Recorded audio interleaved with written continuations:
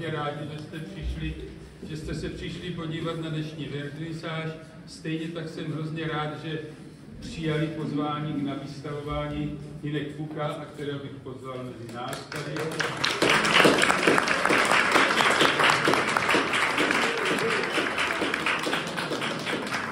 Těšili jste se na jednu výstavu a máme dvě, protože si přizval k sobě paní doktorku Radku Kobzovou,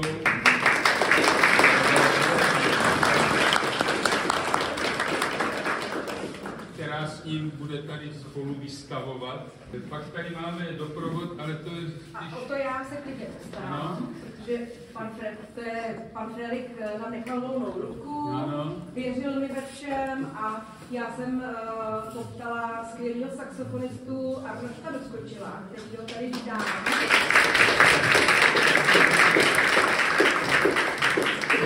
A ten řekl, že by nerad, aby to bylo jenom na něm. A přizval k tomu ještě svého kámoše Tondu Padertu, což je skvělý DJ. Takže jinak máme to s několik výročí. Stejně jako Galerie Knížecí dvůr, která má 25. sezónu. Ano. A jenom k těm výjimkovým výročím, aby to náhodou nepoplet, tak to řeknu radši já. Má 20 let, co si začal zařizovat a zřizovat a budovat a opravdu zdokonalovat svůj ateliér na Novohradsku, kde tvoří a vlastně žije a žije. A další dvě výročí nechám na něm, to určitě si pamatuje. Jenom ještě, proč tady máme taky naší kamarádku Radku, paní doktorku Radku Kobzovou, ale já si myslím, že to bude lepší, když to řekne hned sám, protože ono to víc to patří Hinkovi, to poděkování a všechno. No a já myslím, že už jsem všechno řekla. A máme tady, já bych jenom ráda ještě řekla a přivítala, máme tady velmi vzácnou návštěvu, a sice Hinkovo rodiče.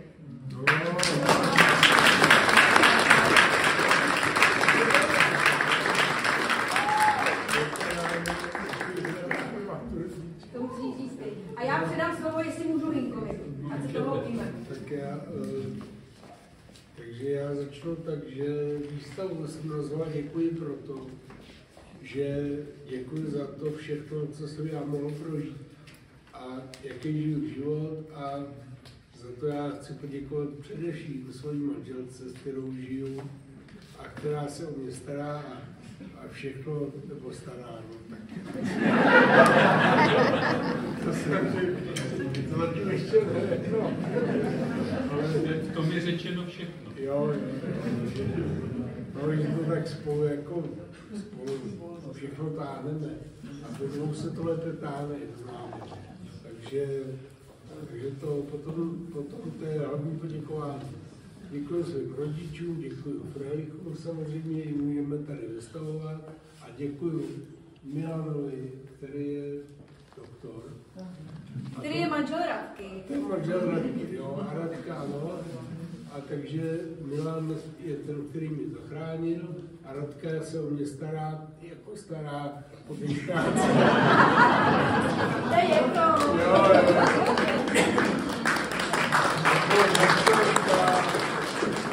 Takže když máme 10 let s Janou společného života a 5 let je letos od svatby naší. Takže to jsou dvě takové hlavní výročí.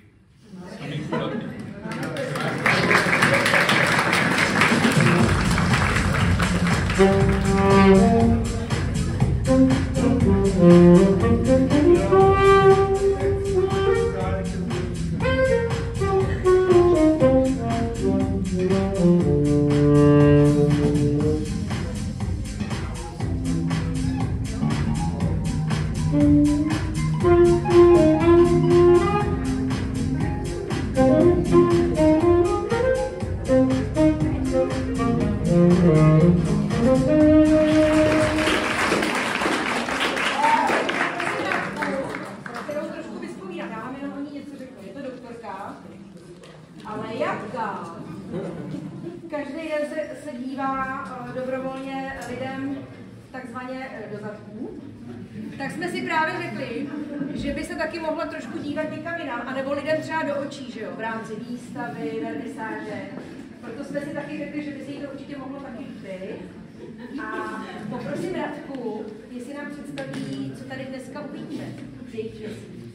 A jenom, nejenom, že má vlastní ordinaci a dělá to, co dělá, za což jí moc obdivujeme, ale ještě má 3 děti, 2 psy a 1 manžela. Zatím. Nevím, kde Milan je, ale to nevadí. A tak teď nám pověz něco o té tvojí výstavě. Tak jak je vidět, tak já nejsem velký speaker, to je jako evidentní. Já opravdu celý život jsem jako zanořená ve tmě, tam, kde mám být a to, co umím nejlíp. A umí to fakt skvěle. Děkuju tady teda Frelichu mnohokrát a Janě a Hinkovi. Hinkovi bych chtěla říct, že mě jako mrzí, že se o něj nestarám, jo? Protože vždycky jako, když se mě někdo zeptá, jak jsme se potkali, tak bych jako chtěla říct, že jsem ho potkala, když jsem byla mladá, jako v tom baru u Sida, tam byl s tou velkou nohou. A to já ne, já byla jako ve škole a učila jsem se a potkala jsem ho teda takhle mnoho let později. A je to tak, že prostě je strašně jako lehký je mít rád, ne? Že oni jsou prostě jako skvělí, tolerantní a otevření a možná každý jako vyhledává jejich jako blízkost, protože se tam cítí dobře. A je toho málo na světě takovýhleho, takže to všichni chceme. Takže já tedy taky děkuji. A co se týče jako mojí práce, tak je to moje hobby. Tady to, co uvidíte, jsou to věci za poslední rok. Část toho vznikalo v ateliéru Objev pod vedením Martina Novotného. Část toho jako jsem dělala akvarely sama. Je to takový průřez. Z malování je to akvarel, z grafik jsou to sítotisky, břevority, linority, uvidíte všechno možné. Snažila jsem se, aby jsem jako pokryla takovýto spektrum grafický a trochu se něco naučila a jsem ráda, že to uvidíte, snad se vám třeba něco z toho líbí. Děkuji. Děkujeme.